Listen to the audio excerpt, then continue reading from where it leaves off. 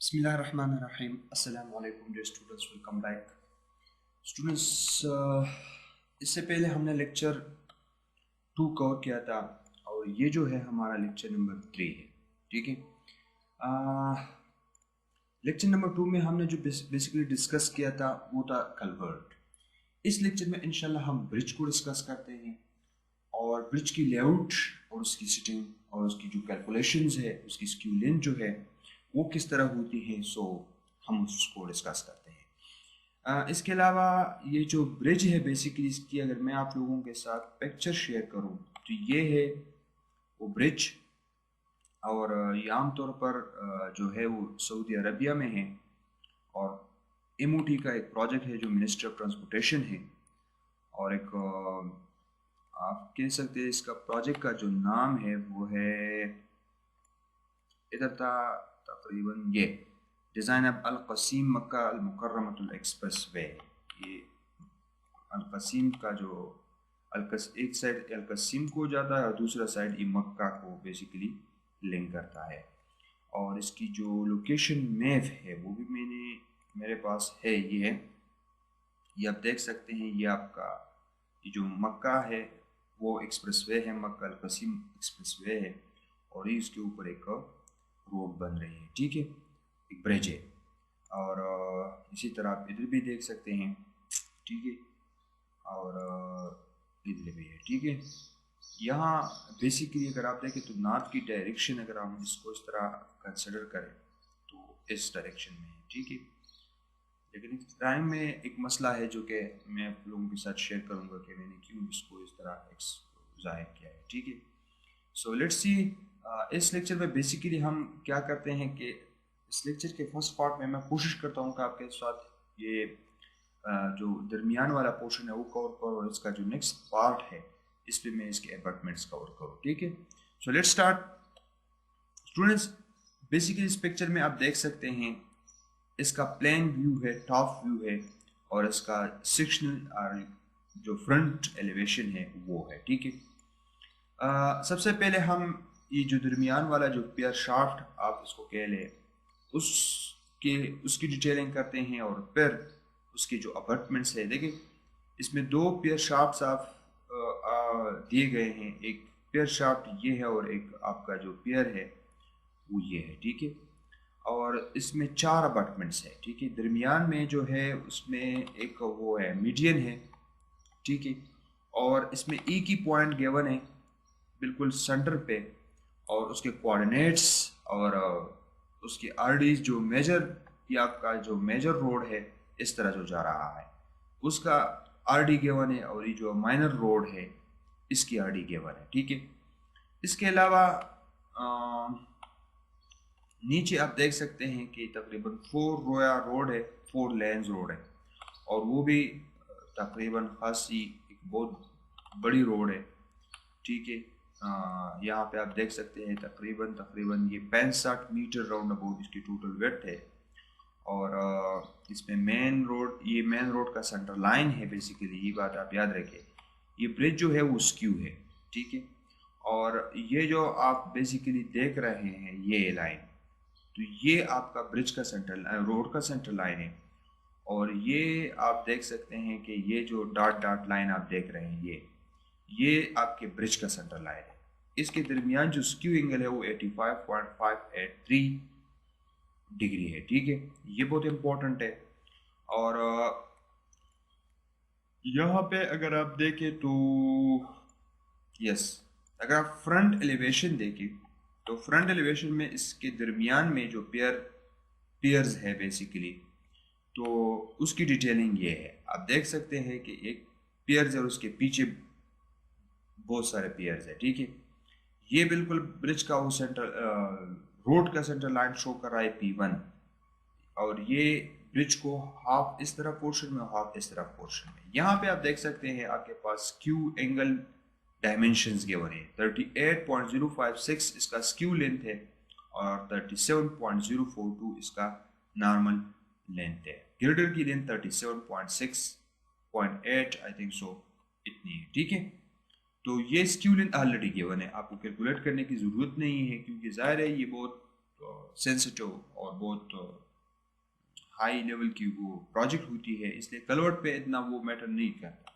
लेकिन यहाँ पे ज़ाहिर है कि ये जो गर्डर्स वगैरह होती है, तो इसके लिए ये चीज़ें आपने बहुत एहतियात के साथ फिक्स करनी होती है। अगर आप इसमें थोड़ी सी वो गड़बड़ करें तो दिन इन गर्डर्स को एडजस्ट करना फिर बहुत मुश्किल होता है, क्योंकि ये प्रिकास्ट होती है। ठीक है, इसमें और जो चीज़ें अगर आप अबटमेंट देखें तो अबटमेंट का ये वो फुटिंग है, साथ ही साथ उसका ये जो मेन आर्म है, ठीक है, और उसके साथ उसकी वो जो तिरछी या जो इंक्लाइंड वॉल होती है वो है। ठीक है, और इस तरह इस सेट पर भी है। ठीक है, इसके अलावा अगर मैं आप लोगों के साथ एक जनरल लेआउट डिस्कस करूं तो इसकी अगर let me show you here, okay, तो आप इस पिक्चर में भी देख सकते हैं ये उसका एक फुटिंग और ये वो उसका वो पाइल कैप है और नीचे पाइल है, लेकिन ये पाइल्स इसमें नहीं है, सिर्फ ये पाइल कैप है और पाइल कैप को सपोर्ट किया गया है नीचे कंपैक्टेड सॉइल पे।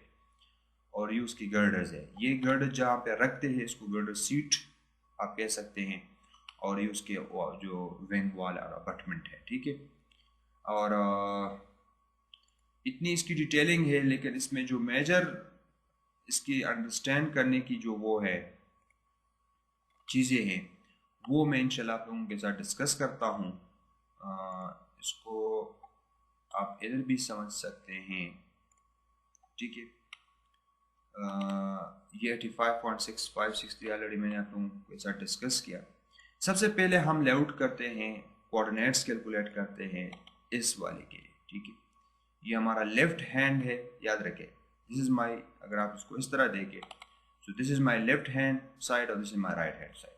मैं बेसिकली इस लेफ्ट हैंड साइड इसके लिए और इस अबटमेंट के लिए कैलकुलेशन करूँगा, बाकी आप लोगों ने खुद करना है। ठीक है, आप लोगों को तरीका मैं सिर्फ समझाऊंगा, बाकी आप लोगों ने खुद करना है। ठीक है, यहाँ पे अगर हम इस पेयर शाफ्ट की कैलकुलेशन के बारे में अगर बात करें तो यू कैन सी कि यहाँ पे एक वो बन रहा है, बेसिकली एक ट्राइंगल सा रेक्टेंगल। ठीक है, यहाँ से लेके बिल्कुल यहाँ तक आप देख सकते हैं एक पाइल कैप आप इसको कह लें, और एक यहाँ से है नीचे पाइल कैप। ठीक है, ये जो पाइल कैप है इसके ऊपर उन्होंने बेसिकली ये पियर्स खड़े किए हैं। ठीक है, यहाँ भी इस पिक्चर में भी क्लियर था, और ये ठीक है ना, आप देख सकते हैं कि यहाँ पे एक वो पाइल कैप है और पाइल कैप के ऊपर पियर्स है। ठीक है, तो इसमें इसको थोड़ा सा अंडरस्टैंड करें, ये जो सर्कुलर आप वो देख रहे हैं ये वो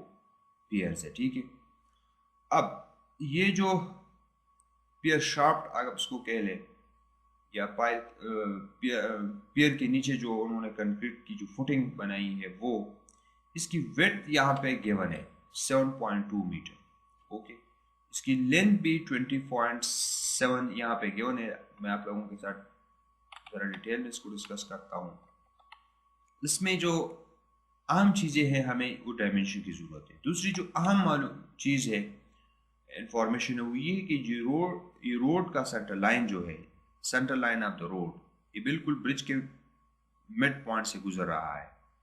तो इसके साथ ये जो पियर शाफ्ट जो है ये परपेंडिकुलर है, यहाँ पे थिंक्स सो परपेंडिकुलर। अब आप लोग इसको परपेंडिकुलर लेते हैं या इसी ही स्क्यू एंगल, मैंने बेसिकली इसको स्क्यू एंगल पे ली है, क्योंकि जाहिर है अगर आप इसको इस पे स्क्यू एंगल पे नहीं लेंगे तो यहाँ पे इन्होंने बेसिकली क्या किया है कि इन्होंने यहाँ पे इसको स्क्यू एंगल ही लिया है। जो अबटमेंट्स है ये स्क्यू एंगल पे है, ये अबटमेंट्स ब्रिज के सेंटर लाइन से और जो अबटमेंट का सेंटर लाइन है इसके साथ वो स्क्यू एंगल पे है।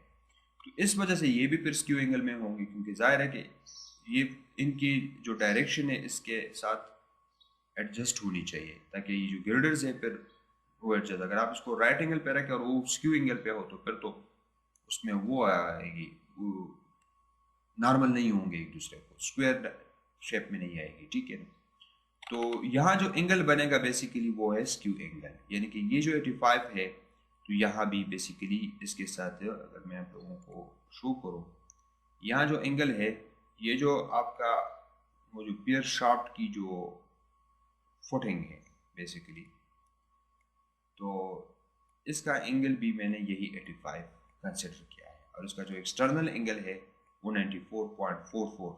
ओके, तो इसको भी आप अंडरस्टैंड करें। ये एंगल जो है 180 में से ये इसको माइनस करें तो आपके पास 94.44 हासिल होगी। ठीक है, तो ये थी कुछ डिटेलिंग ब्रिज की। इसके अगर आप लोग वो देखना चाहे तो वो हम देखते हैं इसकी जो पूरी डिटेलिंग है। ठीक है, जो पूरी डिटेलिंग है उसकी वो मैं आप लोगों के साथ शेयर करूँ। ये वो पिक्चर्स है। ठीक है, और ये है आपका वो cross section, transverse cross section, जो कि पियर्स आप देख सकते हैं। ये उस पियर्स है और पियर्स के नीचे वो पियर फुटिंग आप उसको कह लें, वो फुटिंग है। ठीक है, उसकी लेंथ देगी। लेंथ बहुत इंटरेस्टिंग है क्योंकि हमें लेंथ की ज़रूरत पड़ेगी। ठीक है, इस वजह से हमें लेंथ में इंटरेस्ट है। ठीक है,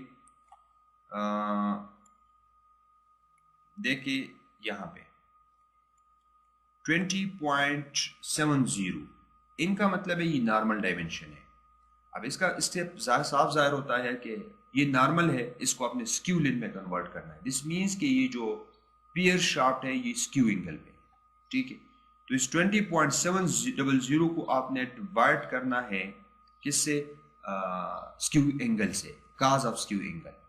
तो ये इसका तरची जो लेंथ होगी। जाहिर है अगर मैं आप लोगों के साथ इसको ज़रा एलाबोरेट करूँ, देखिए अगर रोड का सेंटर लाइन है, ठीक है, ये और ये उसके साथ स्क्यू एंगल पे है, लेट्स से इस तरह है। ठीक है, अगर ये स्क्यू एंगल आपको गया 185 तो फिर इसकी जो लेंथ होगी वो थोड़ी सी चेंज होगी। ठीक है, इस तरह होगी ये। ठीक है, अब ये जो लेंथ आपको गिवन है ये नॉर्मल लेंथ है, ये इसकी नॉर्मल लेंथ है। अब ये इसकी नॉर्मल लेंथ है। ठीक है, तो ये आपको गिवन है 20.70। क्लियर? ये एंगल वो जो है बेसिकली अगर आप यहाँ पे वो राइट एंगल ले लें, राइट एंगल, तो राइट एंगल जो कि 90 डिग्री है, 90 में से अगर आप 85 माइनस करें तो this is round about 4.437 something आता है, 37। तो अब आपको ज़रूरत है इस इंक्लाइन लेंथ की, ये जो लेंथ है, let's say this is L.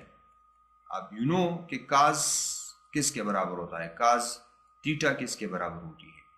You all know cos alpha or cos theta बराबर होती है base, that is 20 point, this is 20 point, okay, 20.70 divided by this hypotenuse. This here hypotenuse denoted by L. So L is worth 20.70 divided by cos alpha. Okay. So इसको divide करने से आपके पास 20.76 something ये length आएगी। सो इसकी जो incline length होगी, जो स्क्यू लेंथ होगी इस शाफ्ट की या इस पेयर फुटिंग की, तो वो हम लेंगे 20.76। क्लियर? और ये जो डायमेंशंस होती है बेसिकली ये भी इफेक्ट होती है, ये नॉर्मल है और इसमें तो फर्क होगी, लेकिन इसमें ज़्यादा फर्क नहीं आता क्योंकि ज़ाहिर है इसकी लेंथ कम है। तो इसमें इशारों के बाद कई चौथा पांचवा हिस्सा चेंज होता है, तो उसको हम इग्नोर करते हैं। लेकिन ये जो लॉन्गर लेंथ से इस पे फर्क आता है, ज्यादा आता है, तो इसलिए हम उसको चेंज करेंगे। ठीक है, ये इंफॉर्मेशन है। दूसरी जो आप देख सकते हैं तो ये जो डिटेलिंग है, आपकी जो पियर है उसका डायामीटर जो है 1.5 है और ये जो उनके लिए जो स्क्वायर शेप के जो कॉलम्स बनाए गए हैं उसके ऊपर जो है वो सर्कुलर है। तो ये 1.5 फ्रॉम द एज है और इस तरह 3.084 clear spacing in between these. Okay, तो इस तरह का टोटल कैलकुलेशन आप इस डायग्राम से करें। दूसरी अहम जो इंफॉर्मेशन हमें यहाँ से लेना है, ये centre line of the median और सिमेट्री जो ब्रिज का सेंटर लाइन है ये है। हमें ब्रिज के सेंटर लाइन से ये डिस्टेंस चाहिए जो कि हमें ज़रूरत है। इस फुटिंग के एंड से सेंटर लाइन तक की डिस्टेंस कितनी है तो वो हम यहाँ से लेंगे। ये 3 मीटर आप देख रहे हैं ना, 3 मीटर, तो ये बिल्कुल ये जो कर्व है, ठीक है, कर्व है, इस कर्व की लास्ट एंड तक ये 3 मीटर है। तो हम 3 मीटर में से 0.43 जो कर्व स्टोन आप समझ लें इसको, या पैरापेट वॉल जो है, इसकी वेट माइनस करेंगे। अब अगर हम वेट माइनस करें तो हमारे पास ये लाइन जो आप देख रहे हैं ये हासिल होगी। फिर इसमें से हम 1.454 माइनस करेंगे तो ये बिल्कुल जो पियर का जो वो फेस है उसकी लेंथ सेंटर लाइन से हमारे पास हासिल हो जाएगी। याद रखिए ये इंफॉर्मेशन हमारे लिए बहुत ज़रूरी है। और इसको कैसे निकालना है, ये लेंथ हमें ज़रूरत है। कैसे फाइंड आउट करेंगे, 3 में से वो वेट 0.34 वो सब्ट्रैक्ट करेंगे। फिर उसके बाद ये जो आप 1.45 देख रहे हैं ना, क्योंकि इस लाइन की लेंथ हमारे पास आ जाती है जब हम इसमें से इसको माइनस करते हैं। फिर इसके साथ ये ऐड ऑफ करना है तो हमारे पास जो ब्रिज का सेंटर लाइन है ये डिस्टेंस पियर तक ये हासिल होगी। फिर इसमें से आपने डिडक्ट करना है, देखिए ये लेंथ आपने अचीव की, ठीक है।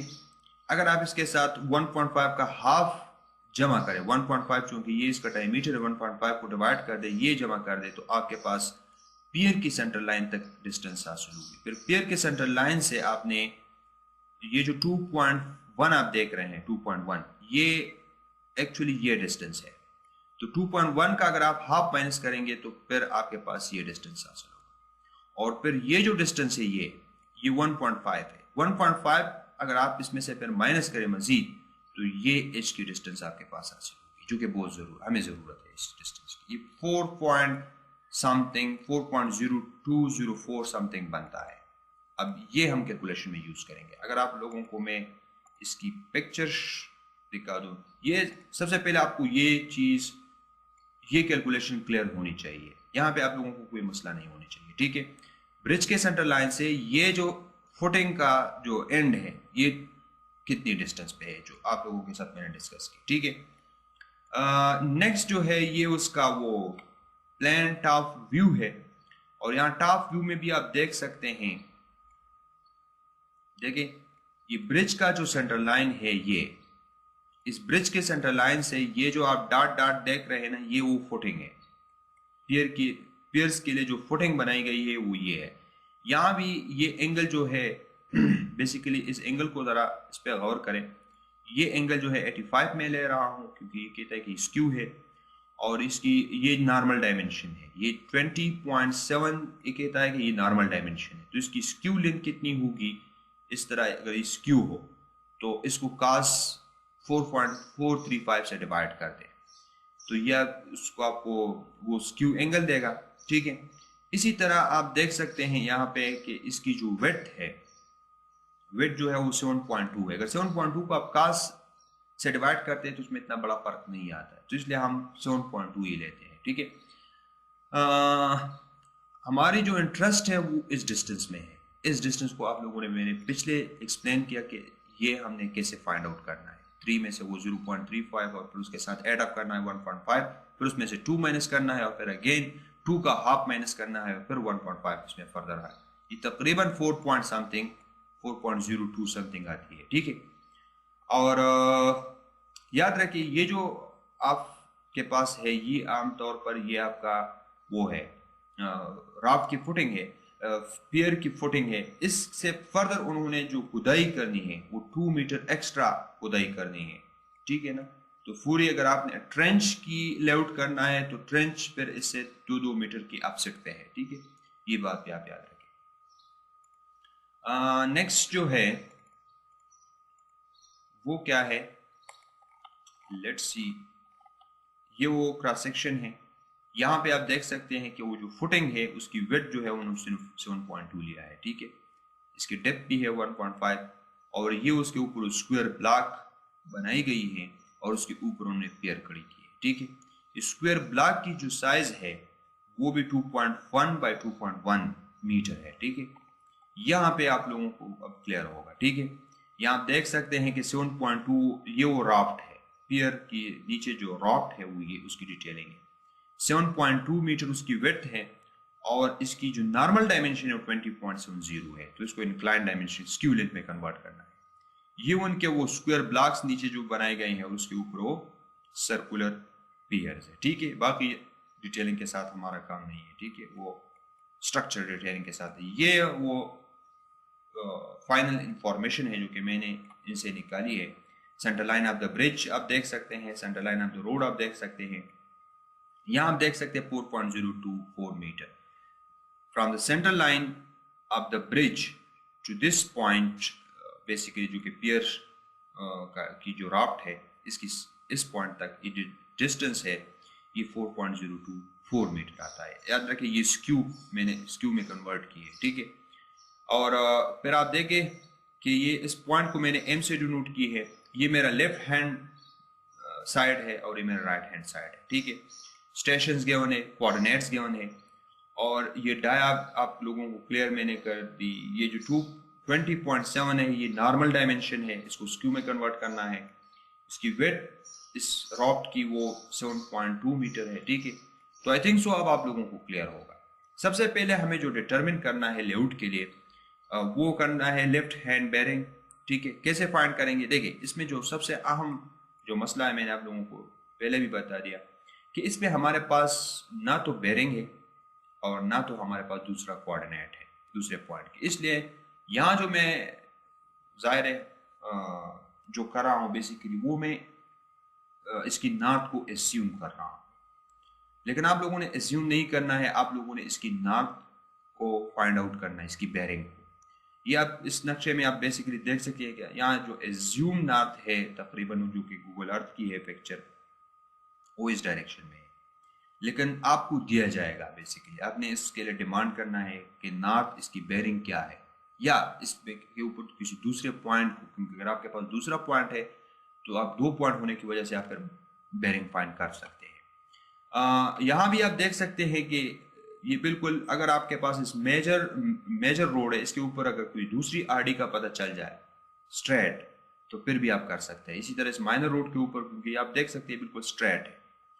तो बहरहाल मैंने जो यहाँ पे एज्यूम किया है ये जो रोड का सेंटर लाइन है इसको मैंने अपना नॉर्थ एज्यूम किया है, और ये जो स्क्यू एंगल है मैंने इसको बेसिकली अपना बेरिंग कंसिडर किया है, ठीक है।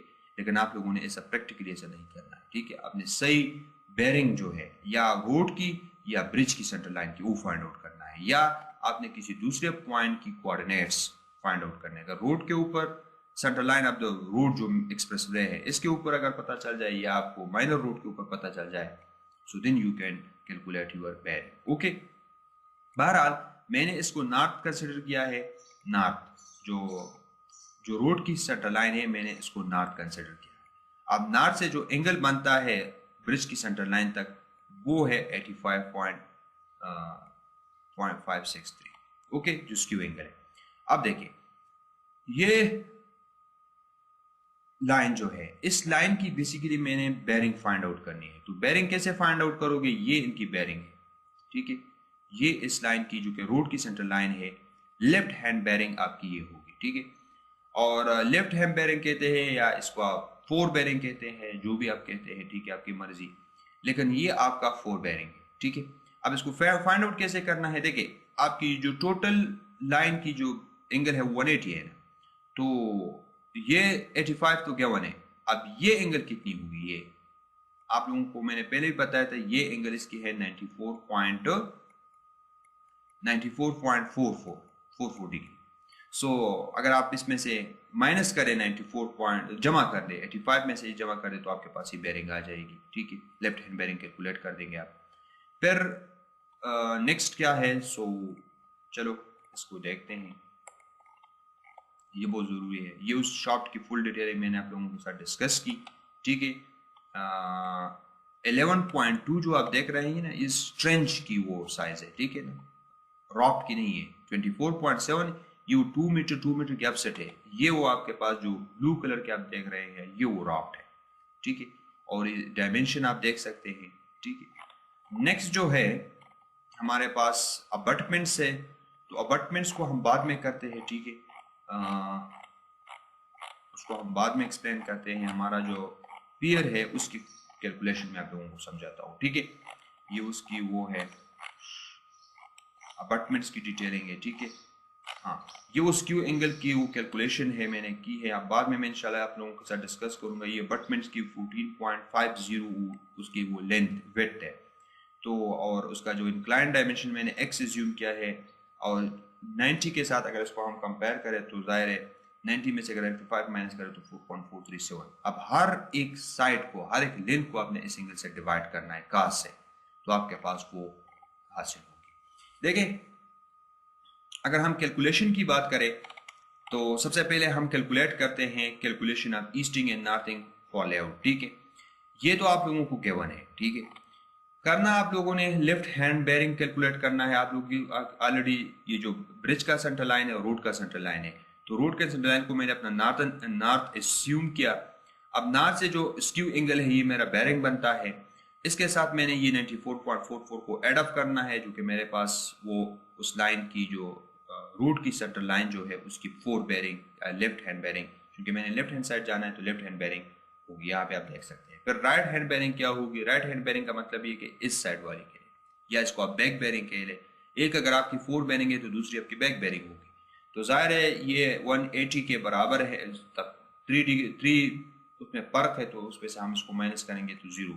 अभी बिल्कुल स्ट्रेट लाइन, चूंकि नॉर्थ जो है वो हमारी ये है, तो एक एंगल तो हमारी 0 डिग्री होगी, यानी कि जो बैक बेरिंग है वो 0 होगी, और 4 बेरिंग जो होगी वो पूरी 180 डिग्री हम कंसिडर करेंगे हम, क्योंकि हम नॉर्थ लाइन पे है। ठीक है, इस वजह से ये है। अब नेक्स्ट जो है हमने ये जो बी डी पॉइंट्स, अब देखिए इसमें 4 पॉइंट्स मैंने एज्यूम किए हैं जिनकी कोऑर्डिनेट्स मैंने फाइंड आउट करनी है। तो ये किधर है? ये बहुत इंपॉर्टेंट है। ठीक है ना, चलो मैं आप लोगों को इधर दिखाता हूँ कि ये बेसिकली ये क्या है। ठीक है, ये भी नहीं है, ये भी नहीं है, ये डायग्राम इसमें था लेकिन अब नहीं है। ठीक है,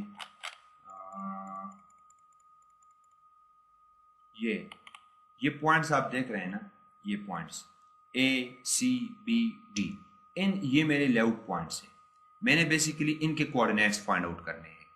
तो जाहिर है अगर टोटल स्टेशन हो तो इन पॉइंट्स के कोऑर्डिनेट्स देके आप इन पॉइंट्स को लेआउट कर सकते हैं। बाद में ये पॉइंट्स आप पीते की जरिए से भी कर सकते हैं जो पियर्स की हैं, या अगर आप इसके कोऑर्डिनेट्स फाइंड आउट करना चाहते हैं तो फिर आप वो भी कर सकते हैं। ठीक है, तो टोटल स्टेशन से भी आप कर सकते हैं, या फिर टैप से फिर ये आसान होता है। ठीक है, और जाहिर है मेरा इंटरेस्ट इन 4 पॉइंट्स में, 4 पॉइंट्स आ जाए ना तो बाकी सब चीज़ें कंट्रोल करना फिर आसान है। ठीक है, अब हम करते हैं ये डिस्टेंस तो फाइंड है ना 4.024 मीटर, ये बेरिंग भी फाइंड हो गई।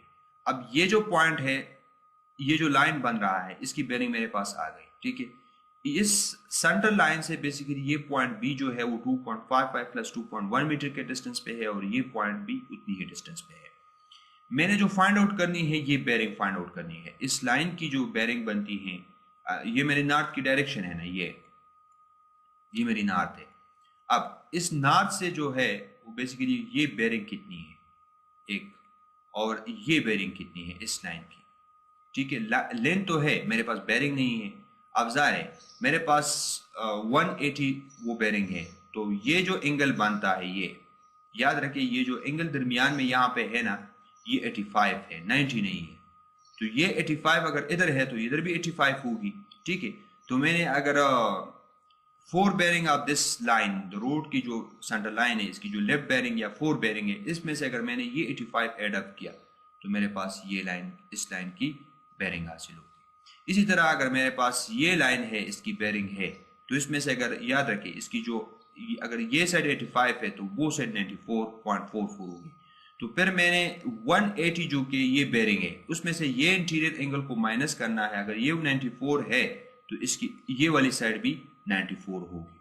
तो 94 में इसमें से माइनस करें तो आपके पास ये बेरिंग हासिल होगी। तो ये बहुत ज़रूरी है, आप लोगों ने इसको समझना है कि ये कैलकुलेशन बेसिकली किस तरह हो रही है। ठीक है ना, और ये ज़रूरी है। ठीक है, इसको मैं अपने साथ ज़रा सेव करता हूँ।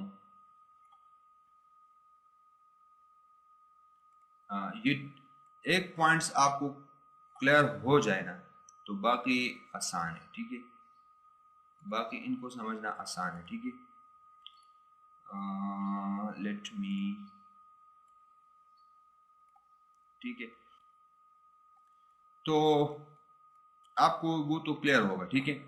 अब देखिए नेक्स्ट इसमें कोऑर्डिनेट्स की कैलकुलेशन है, ठीक है। ये centre line of the road और से वो स्क्यू एंगल पे है, ठीक है। यहाँ पे तो ये डीबी लाइन आपको क्लियर हो गया, ठीक है।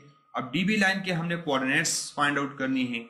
बेरिंग्स आपको क्लियर हो गई कि 180 के साथ आपने 85 एडअप करना है, तो ये इस लाइन की वो बेरिंग हासिल होगी, और 180 में से आपने 94 को माइनस करना है तो इसकी बेरिंग हासिल होगी, ठीक है, लेफ्ट हैंड बेरिंग में। और ये डिस्टेंस भी आपके पास नोन है। तो एम से आपने सबसे पहले इनकी कोऑर्डिनेट्स फाइंड आउट करना है। एम से इनकी कोऑर्डिनेट्स कैसे फाइंड आउट करेंगे? देखिए एम की ईस्टिंग है ना, उसकी ईस्टिंग में से आपने L sine left hand bearing, वो आपको इन इस तरह नॉर्थिंग जो फाइंड आउट करनी है। तो एम की जो नॉर्थिंग है यहाँ पे आप देख सकते हैं, जो ईस्टिंग ऑफ एम है इन है वो कैलकुलेट की है, और लेफ्ट हैंड बेरिंग ये हमने डिटरमिन की है 180 डिग्री। और जो नॉर्थिंग ऑफ इन पॉइंट है, तो इन नॉर्थिंग ऑफ इम, इन इम मींस नॉर्थिंग ऑफ इम, और ईस्टिंग ऑफ इम पॉइंट, उसमें से आपने वो फार्मूला जो बेसिक फार्मूला है वो आपने यूज करना है। ये जो दो पॉइंट्स है ये अब आपके इन के कोऑर्डिनेट्स है, ठीक है। इसके बाद वो बेरिंग्स यहाँ पे डायग्रामेटिकली मैंने शो की है, ठीक है।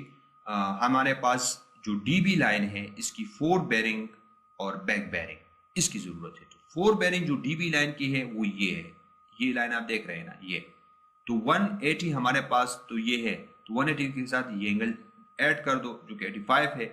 तो 85 अगर आप ऐड करते हैं तो 265 आती है, और इसी ही 180 में से अगर आप ये इंटीरियर एंगल दैट इज 94 वो सब्ट्रैक्ट करते हैं, सो आपके पास बैक बेरिंग हासिल होगी, ठीक है। तो ये कैलकुलेशन आप लोगों को क्लियर होनी चाहिए। नेक्स्ट जो है हमने बी और डी की, अब बी की कोऑर्डिनेट्स फाइंड करने के लिए हम ये बेरिंग यूज करेंगे जो कि 265 है। डी की कोऑर्डिनेट्स फाइंड आउट करने के लिए जो हम बेरिंग यूज करेंगे वो है 85, ठीक है। और डिस्टेंस आपके पास नोन है 2.5 प्लस 2.1, इस साइड भी है और इस साइड भी है, ठीक है। तो यहाँ कैलकुलेशन सिंपल है। ईस्टिंग ऑफ बी मैंने कैलकुलेट की, आप लोग देख सकते हैं। नॉर्थिंग ऑफ बी मैंने कैलकुलेट की है, आप लोग देख सकते हैं। इनके कोऑर्डिनेट्स को आपने एडअप करना है, ठीक है। इसके बाद मैंने जो डी के कोऑर्डिनेट्स आप लोगों ने खुद कैलकुलेट करनी है। कैसे करनी है? जाहिर है जो इन पॉइंट के जो ईस्टिंग है उसमें से यही फार्मूला यूज करना है, लेकिन सिर्फ 85 यहाँ पे डालना है। इसी तरह नॉर्थिंग सेम फार्मूला, लेकिन यहाँ पे आपने 85 यूज करना है, ठीक है। नेक्स्ट जो पॉइंट है वो है मेरा पॉइंट, नेक्स्ट जो है वो ए है। अब आप ए को देख सकते हैं इधर, देखिए ए पॉइंट जो है वो ये इधर है, ठीक है। अब आप देख सकते हैं कि यहाँ पे जो इंक्लाइन लेंथ होगी, जाहिर है यहाँ तो एंगल 90 तो नहीं है ना, इंक्लाइंड है ये पॉइंट। तो इंक्लाइन होने की वजह से बेसिकली इसका जो इंटीरियर एंगल यहाँ पे बनेगा वो आपका 85 होगा, ठीक है ना, वो एंगल आपका 85 होगा, ठीक है।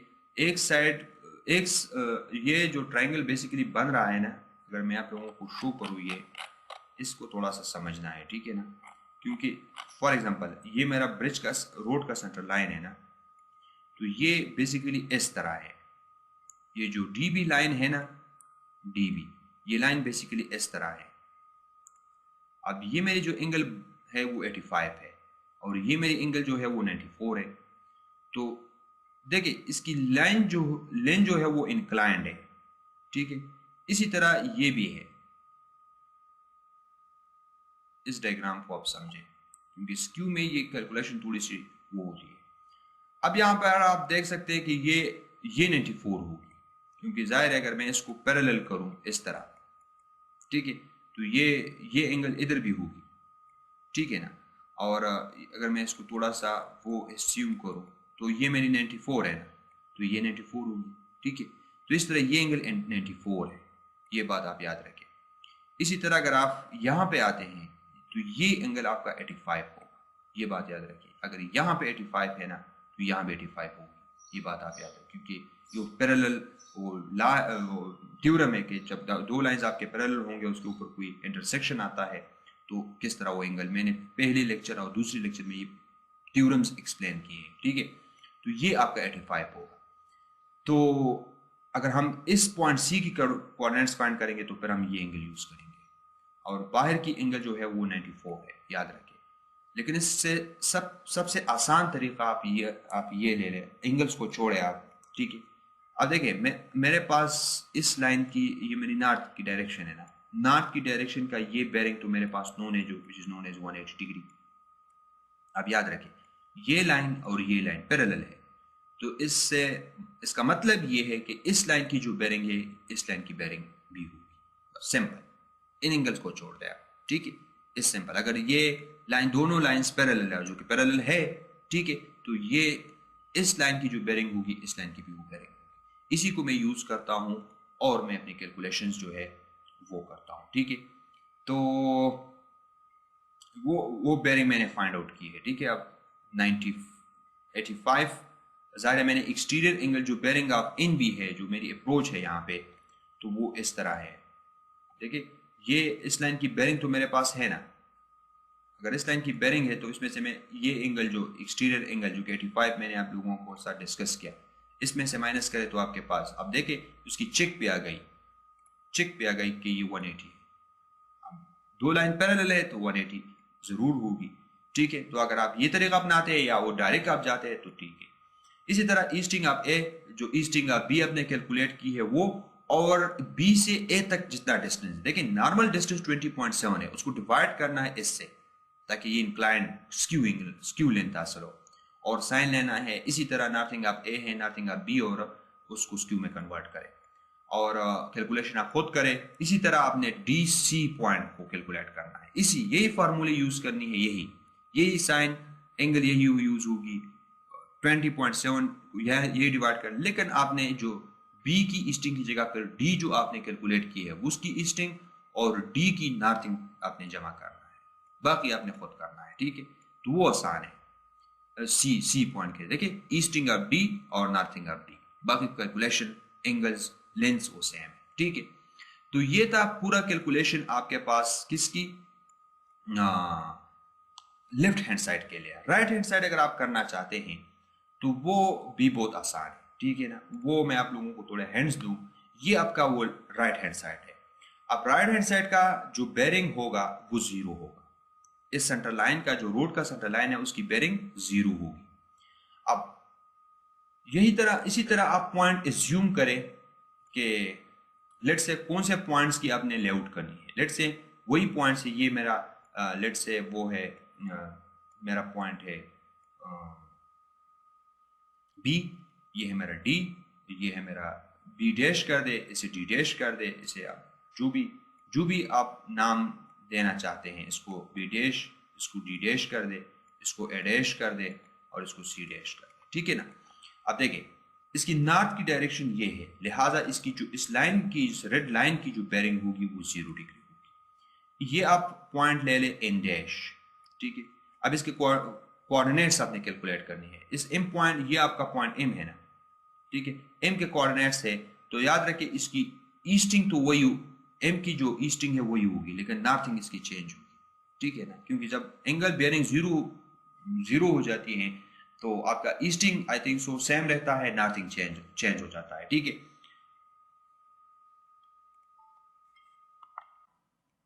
सो बेसिकली आपने जब इस रेड लाइन का बेरिंग फाइंड किया, तो इसको फाइंड करने के बाद आपको फिर इस line B dash C D dash की बेरिंग की ज़रूरत होती है।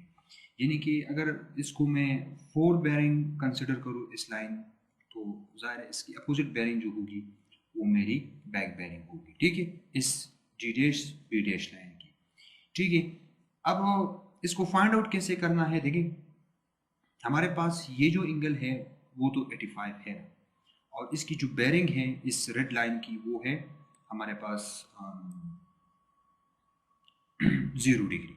अब ये लाइन भी 85 की होगी, याद रखें ये दोनों एंगल बराबर होगी, और इस तरह ये जो एंगल होगी एक्सटर्नल एंगल ये 94 होगी।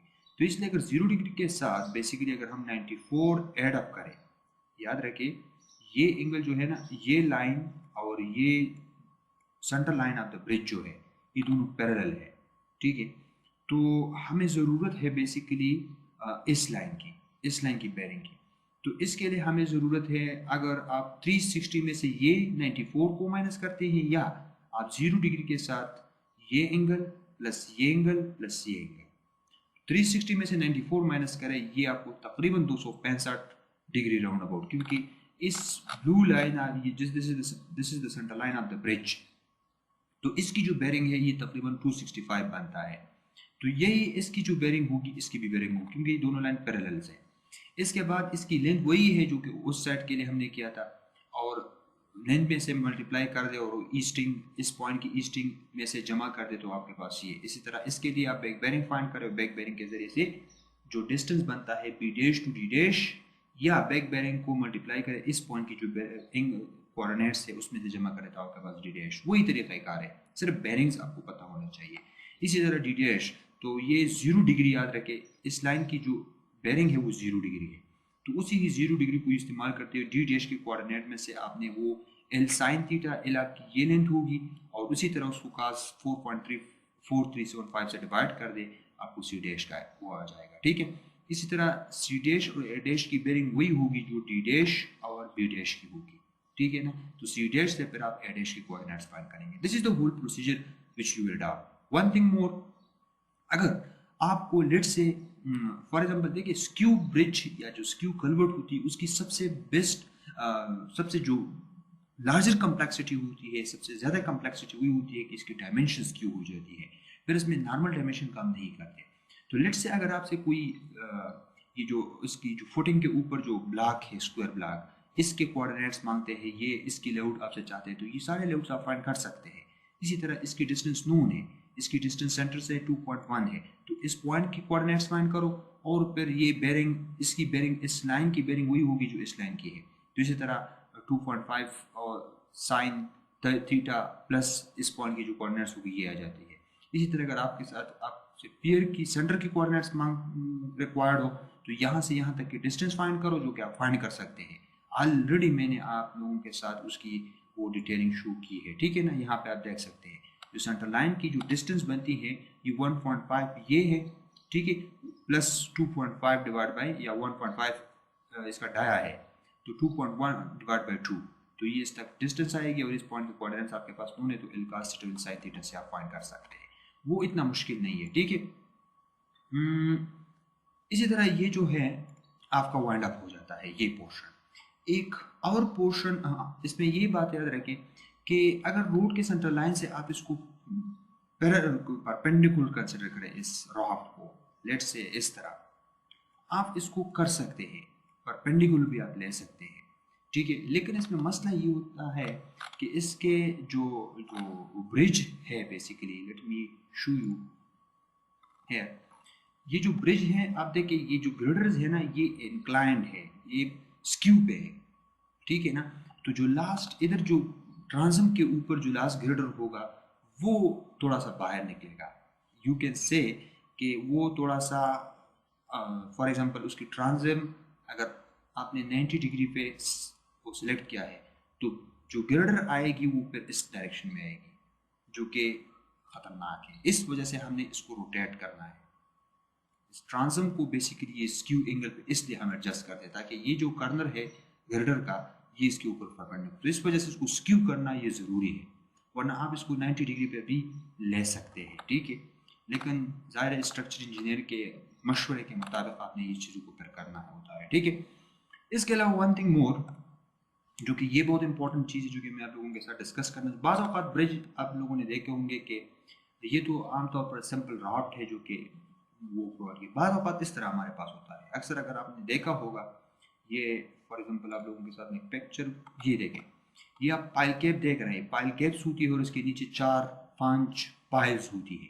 ठीक है ना, और उस पाइल्स के ऊपर पाइल कैप, तो इन पाइल्स के कोऑर्डिनेट्स पर हम फाइंड आउट करते हैं। ठीक है ना, तो वो फिर इस तरह की सूरत होती है। देखें, ये आप डायग्राम देख सकते हैं, ये जो लाइन है ये ब्रिज का सेंटर लाइन है। ठीक है, अब ब्रिज की जो सेंटर लाइन है बेसिकली इसको आप देखें, ब्रिज की सेंटर लाइन ये है। ठीक है, इसकी बेरिंग आपको नोन है, ये देखें, आपने बेरिंग फाइंड आउट करनी है। लेट्स से ये इसकी 4 बेरिंग है, इसकी बैक बेरिंग भी आप लोगों के पास हो सकती है। ठीक है, इसको मैं ठीक है ना, जो भी इसको आप 4 बेरिंग, लेफ्ट राइट बेरिंग जो भी कीजिए, लेकिन इसका 4 बेरिंग, इसका राइट बेरिंग, बैक बेरिंग। ठीक है, अब क्या करना है, ज़ाहिर है कि जो अबटमेंट है ये, इस अबटमेंट से इस सेंटर वाली पेयर की डिस्टेंस नोन होती है। एक 30 फीट आप 30 मीटर 60 टू 30 मीटर, तो 30 मीटर ये डिस्टेंस है। सो एल कास थीटा और एल साइन थीटा ये बेरिंग यूज करें, और इस पेयर की जो स्टार्ट के कोऑर्डिनेट्स आपके पास नोन है, ठीक है। अगर आपके पास सेंटर कोऑर्डिनेट्स नोन है तो आप ये फाइंड कर सकते हैं, या अगर आपके पास वो कोऑर्डिनेट्स नोन है तो फिर आप ये फाइंड कर सकते हैं, ठीक है। इस तरह आप अप्रोच करते हैं इसको। फिर यहाँ पे ये डिस्टेंस आपके पास नोन होती है। याद रखिए, ये अगर आप ड्राइंग देखें तो ये डिस्टेंस आपको पता होता है ये। तो अगर आप राइट एंगल ट्राइंगल का वो इक्वेशन यूज करें और आप ये एंगल फाइंड करें, क्योंकि ये डिस्टेंस भी है ये भी है, तो आपके पास एंगल भी नोन हो सकती है और आपके पास ये इंक्लाइंड डिस्टेंस भी नोन हो सकती है। तो फिर आप इसकी बेरिंग फाइंड आउट करें। जाहिर है बेरिंग तो आपके पास है, तो बेरिंग से ये एंगल एड अप माइनस करें आपके पास, सॉरी इस लाइन की नहीं, एक तिरछी जो इंक्लाइन लाइन है इसकी आपने बेरिंग फाइंड आउट करनी है। नॉर्थ की डायरेक्शन से आप इसकी बेरिंग फाइंड करें।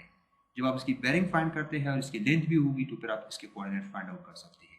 या आप इस पॉइंट ये एंगल यूज करें और इस पॉइंट के कोऑर्डिनेट्स फाइंड करें, फिर यहाँ से यहाँ तक अप्रोच करें और यहाँ से यहाँ तक अप्रोच करें। अगर आपने इंक्लाइन लेंथ फाइंड किया तो ये it is more easy. For example आप इधर देख सकते हैं 135 12 35 डिग्री है इस सेंटर लाइन की। ये जो ब्रिज की सेंटर लाइन है 135 डिग्री राउंड अबाउट है। इसका मतलब ये है कि फॉर एग्जांपल ये मेरी अगर नॉर्थ है तो राउंड अबाउट इसकी नॉर्थ जो है वो इस डायरेक्शन में है। लेट मी शो यू कि इस इंक्लाइन लाइन की बेरिंग क्या होगी। देखिए इसकी जो फॉर एग्जांपल नॉर्थ की डायरेक्शन है वो इस तरह है, ठीक है। अब ये जो इस तरह नहीं है, तकरीबन ये जो है ये राउंड अबाउट इस तरह है, ठीक है। तो इस तरह इसके साथ ये 90 डिग्री और ये, तो ये एंगल 135 राउंड अबाउट बनता है, ठीक है 135। जब आपके पास ये डिस्टेंस आपके पास नोन होता है, ड्राइंग से ये डिस्टेंस आपको दिया जाता है और ये डिस्टेंस भी नोन होती है, ये y और x। तो x square plus Y square under the root ये डिस्टेंस आ जाएगा z, ठीक है। फिर टेंजेंट इनवर्स से x डिवाइड बाई y से ये एंगल आ जाएगा। 90 में से इस एंगल को माइनस करो आपके पास ये एंगल आएगा, तो इस 135 से ये एंगल जमा करो तो ये इसकी बेरिंग हो जाएगी इस तिरछी लाइन की। और फिर एल साइन थीटा और एल कास थीटा और प्लस ये इस पॉइंट के जो कोऑर्डिनेट्स होंगे सेंटर के। तो इस तरह आप इसको अप्रोच करते हैं इसी तरह के प्रॉब्लम्स को, ठीक है ना। इसी तरह अबटमेंट्स में अक्सर पाइल्स होती है। अभी जो मैं इस ब्रिज की अगर बात करूं तो इसकी अबटमेंट्स तो डिफरेंट है, जो आप लोगों के सवाल मैं नेक्स्ट पार्ट में डिस्कस करूंगा, इसकी अबटमेंट्स डिफरेंट है। लेकिन इस तरह की ब्रिज हो तो आप इस सेंटर वाले की फाइंड करते हैं। फिर देखिए इसकी नॉर्थ तो इस डायरेक्शन में है, ठीक है ना, और ये एंगल जो centre line of the road है तो यहाँ 90 डिग्री बन रही है, ठीक है ना, 90 डिग्री है। तो इस एंगल से और इस बेरिंग्स की मदद से आप इस ये जो अपार्टमेंट की सेंटर लाइन है ये इसकी बेरिंग फाइंड आउट करते हैं, ठीक है ना। चूँकि फॉर एग्जांपल ये मेरा लेफ्ट हैंड बेरिंग है और ये मेरा राइट है, ठीक है। तो इस तरह आप ये एंगल्स फाइंड करें और इसकी डिस्टेंस आपके पास नोन होती है कि एक सेंटर टू सेंटर डिस्टेंस कितनी है। यहाँ 2 मीटर 1 मीटर आप देख रहे हैं, तो इन डिस्टेंस को यूटिलाइज करते हुए इस पॉइंट के जो कोऑर्डिनेट्स आपके पास होते हैं जमा माइनस करें, आपके पास ये डिस्टेंस के कोऑर्डिनेट्स फाइंड हो जाएंगे इन पॉइंट्स के, ठीक है। तो पाइल्स होती है नीचे और उसके ऊपर जो पाइल कैफ वगैरह है उनको भी आप फिर लेआउट कर सकते हैं, ठीक है। तो इस तरह के प्रॉब्लम्स हमारे यहाँ बहुत ज़्यादा होती हैं।